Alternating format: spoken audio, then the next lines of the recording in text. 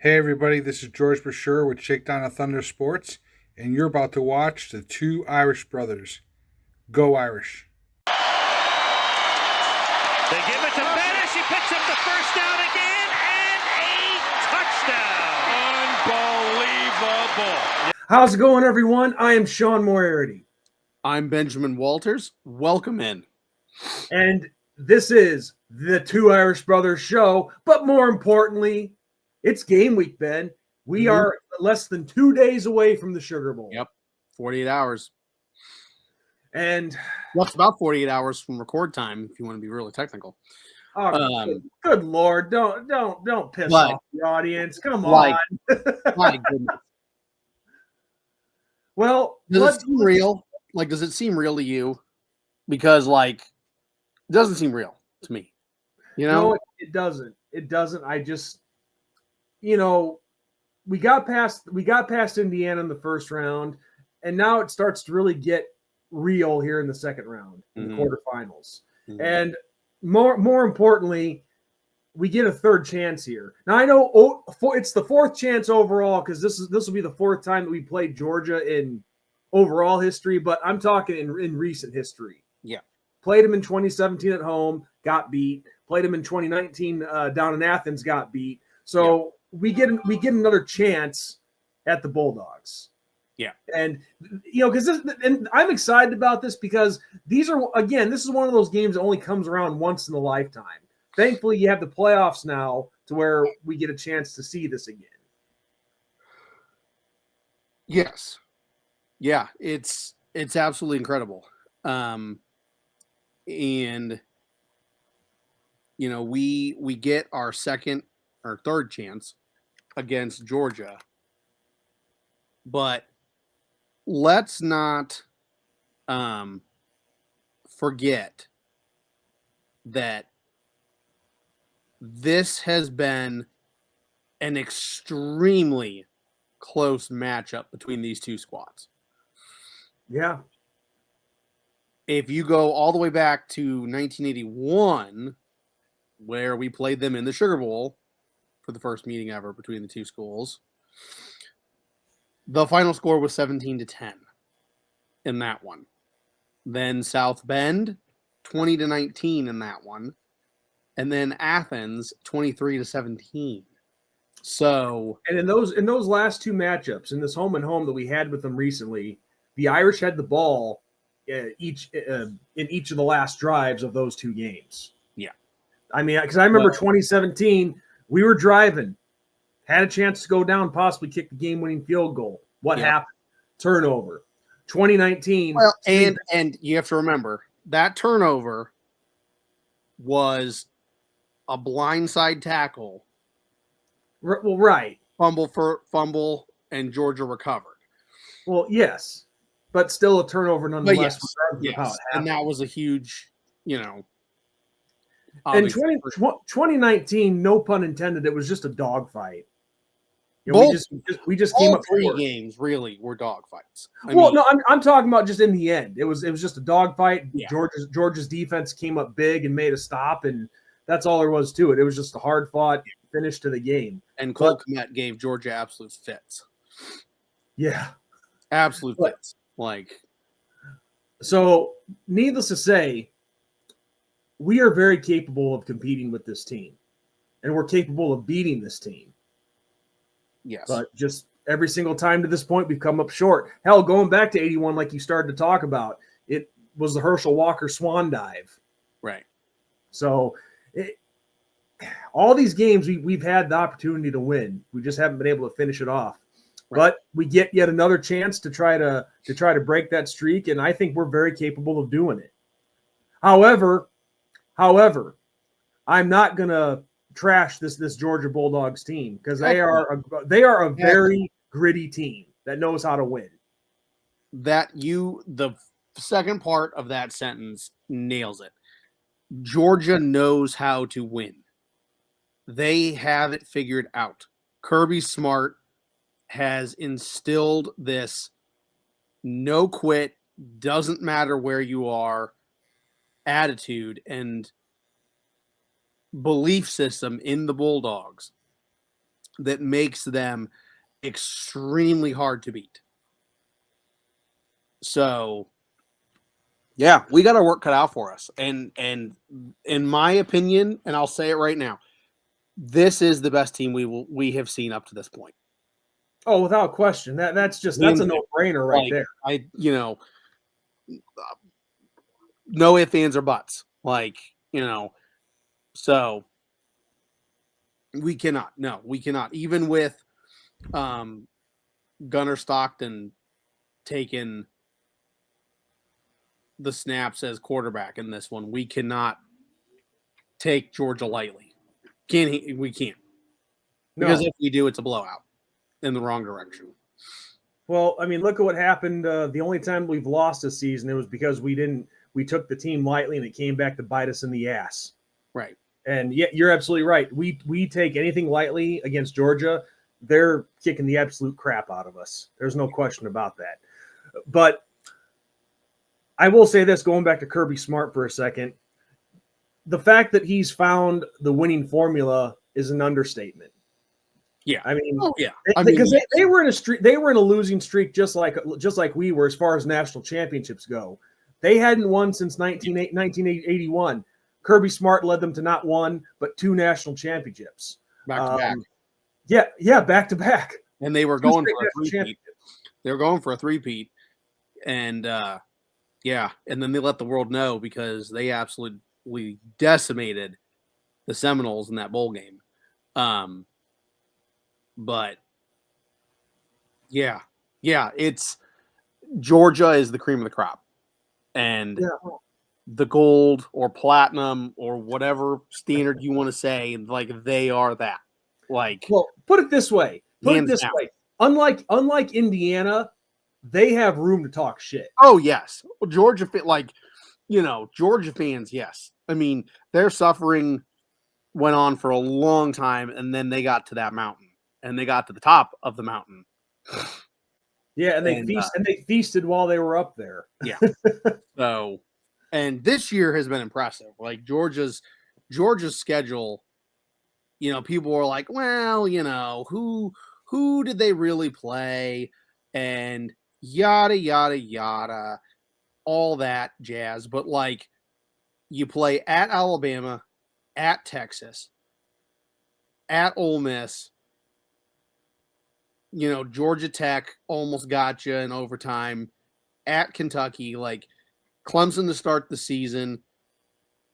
They've had a schedule, man. They're battle tested. And, they might have caught Tennessee on the year that Tennessee wasn't as good as they could have been. And they might have caught, the Wildcats on a year that they weren't as good as people thought they were going to be, and same with Auburn. But there's still no slouches. And well, even their loss to Alabama, it was by 7 points.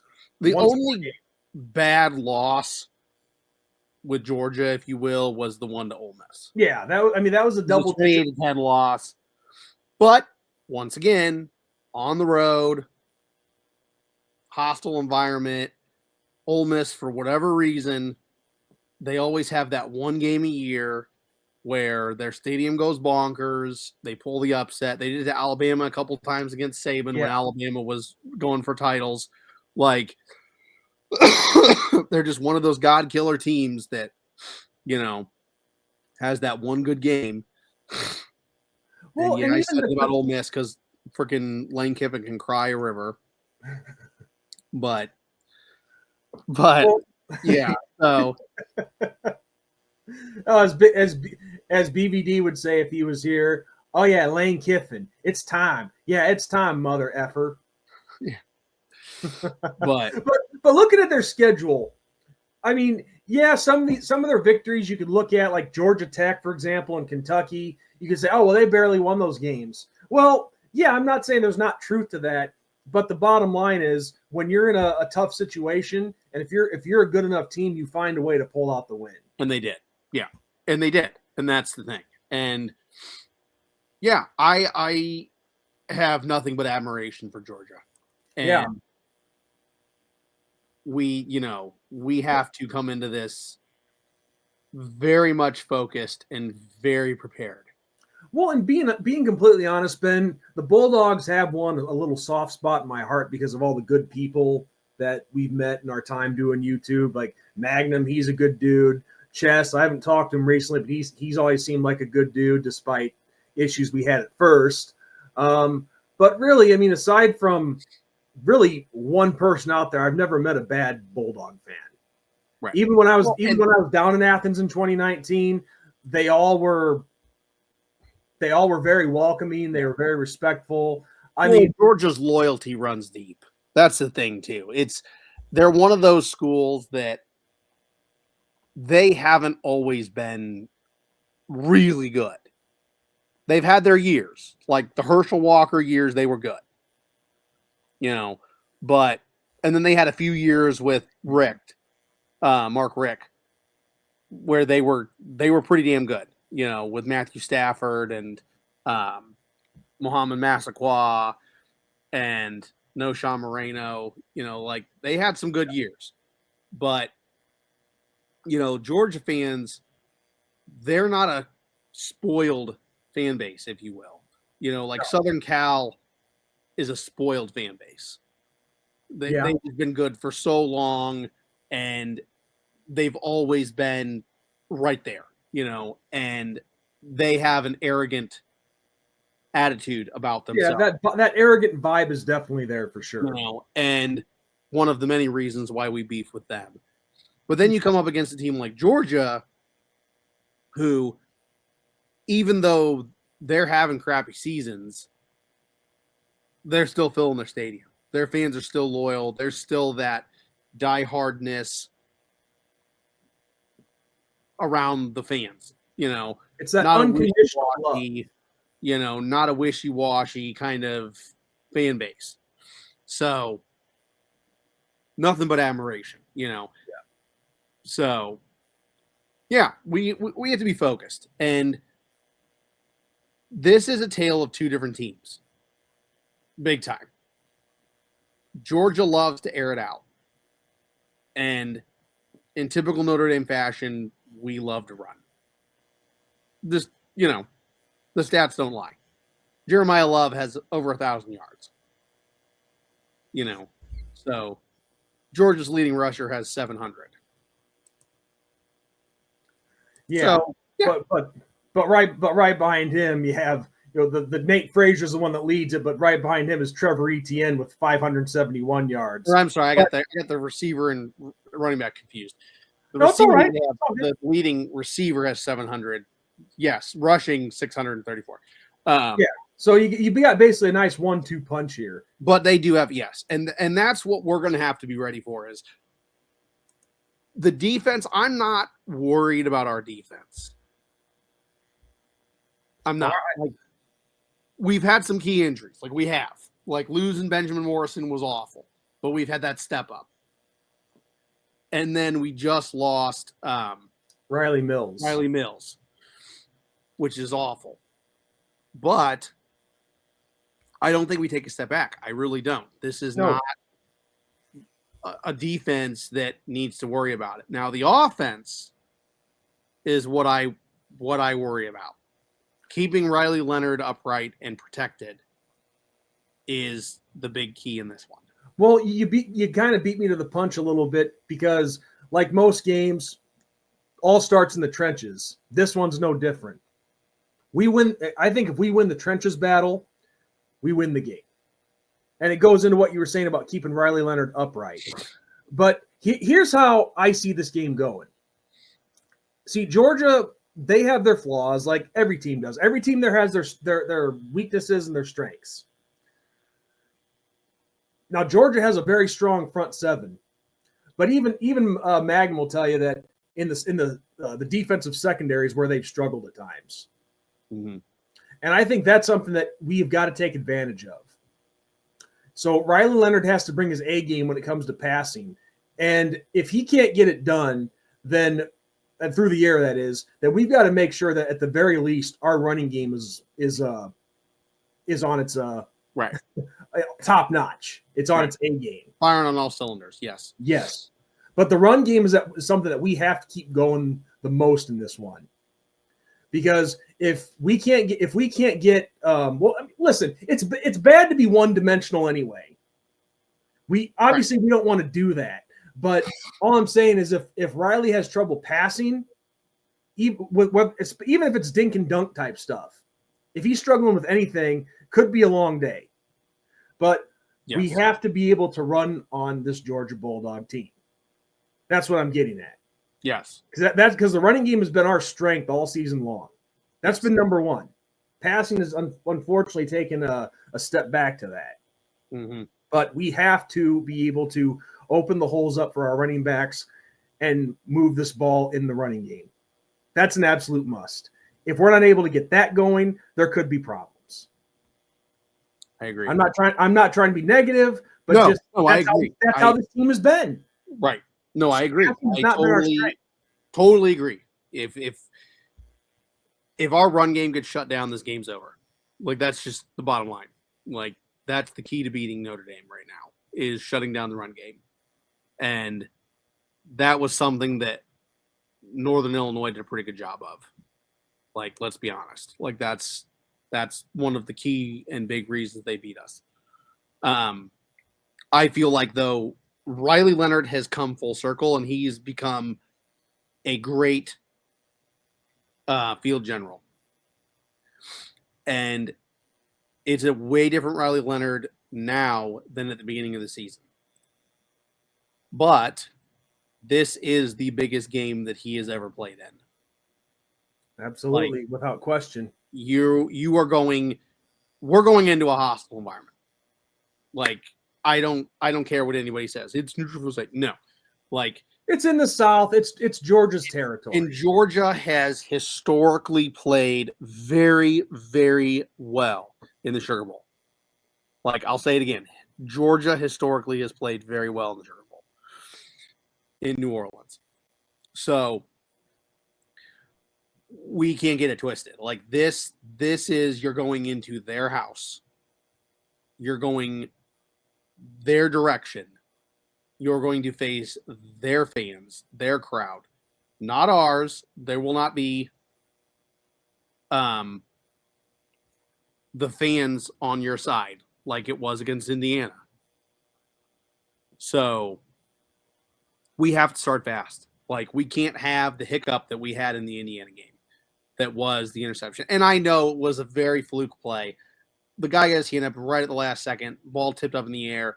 Like, you can't do much about that. But you can't have that happen. You can't. If you have that happen against Georgia and you put Georgia on the 15, 20-yard line to start taking advantage, it's over. Like, you cannot. You may be able to get away with that stuff against Indiana, but you can't get away with it against a team like Georgia. They will make you pay. Right. And we ended up stopping Indiana, which was phenomenal. And I'm not saying that our defense couldn't do the same against Georgia. I'm not saying it's a huge ask. And I mean, Georgia versus Indiana are two way different, Exactly my point. But yeah, let's talk about Georgia's quarterback situation for just a second. Yeah. So we all know by now. Talk of the nation.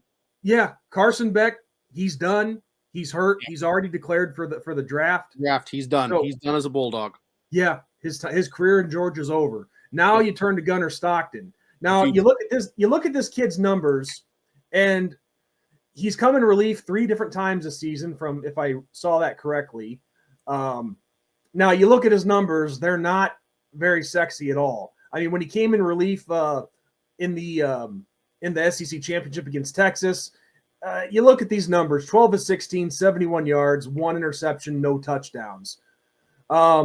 Now, even though those numbers aren't the greatest, he did enough. He did enough to lead his team to the finish line to get the victory. Now, there are a lot of people, Magnum included, that are very high on this kid. Yes. Even though he hasn't seen a lot of time in his career so far. Myself personally, I've only seen the little bit just like everybody else has. I don't know what to expect. Could this kid come out and be the next Joe Montana or Dan Marino, whoever? Possibly. Right. But all I know is what we're going to have to do.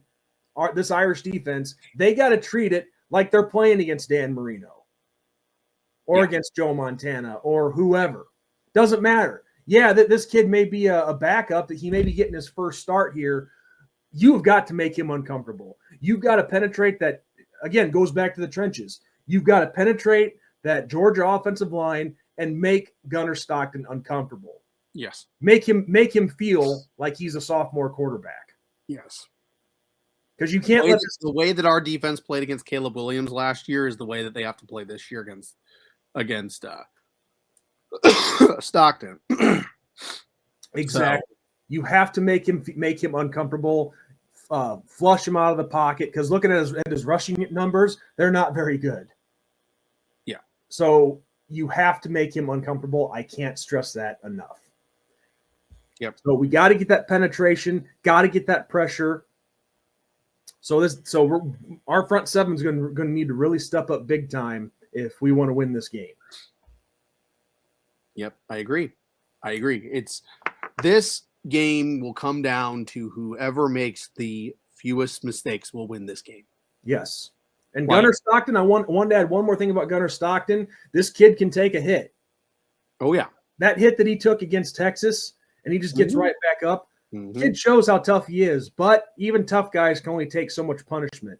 Yeah. So, again, got to put the punishment on. But go ahead, Ben. No, this will be, won or lost, like the last two matchups, least amount of mistakes. Well, and as far as offensively on our side of things, if Riley Leonard can get it going, this is a Bulldog secondary, and maybe Magnum or somebody will correct me later, but their secondaries really struggled at times. That's going to be something on offense that we have to take advantage of. Yeah. That's another big matchup in this game. I know I'm kind of all over the place, but when you get things popping in your mind on the fly, that's how it happens. Those of you who've been watching us long enough, you know that already. Right. Yep. But I agree. The team who makes the least mistakes here wins this game. Yes. And so with that said, it's a score prediction time.